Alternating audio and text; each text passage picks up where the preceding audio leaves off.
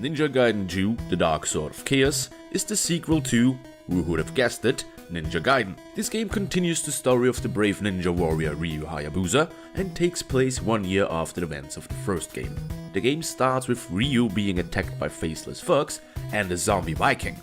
Now that's cool. After defeating the Viking, Ryu is met by the Albert Wesker cosplayer, Robert Sturgeon, who tells him that his girlfriend, Irene, was kidnapped by the evil Ashtar. Ashtar is the big bad guy of the game, and we learn that he is the master of the first game's antagonist, Shakwa. To stop Ashtar, Ryu first has to travel to the so-called Tower of Larja. At least that's how I think it's pronounced. That's the base premise of the game. Ninja Gaiden 2 adds a little bit to the gameplay of the first game.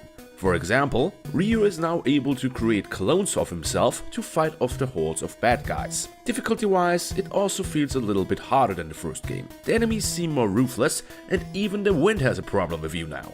I guess it's time for a good old dying montage.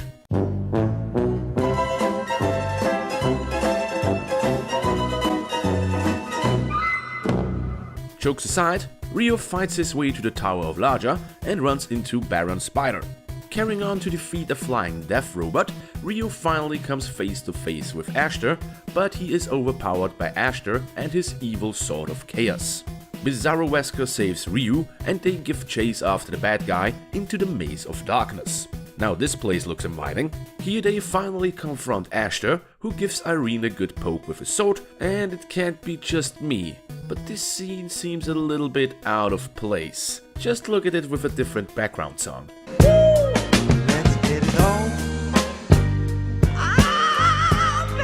Our hero follows Ashtar to a spooky temple and defeats him, but that's not the end of the game.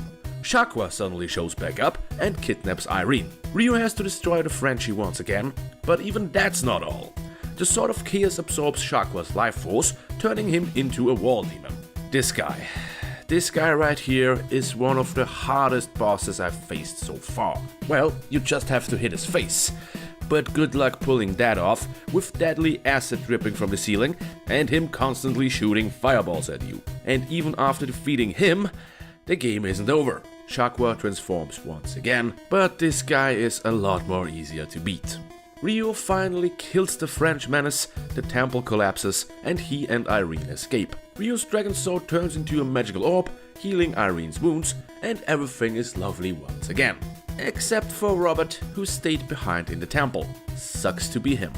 Well, that was Ninja Gaiden 2: The Dark Sword of Chaos. There isn't much more to say about this game. If you played the first one, you will know what to expect in this game. But I have to say, the difficulty seems a little bit too ridiculous from time to time. The first two stages are fine, nothing too easy, nothing too hard. But after that, the game is out to see how long it takes for you to rage quit. But somehow, that just made it even sweeter once you beat a stage. Just how difficult games are supposed to be.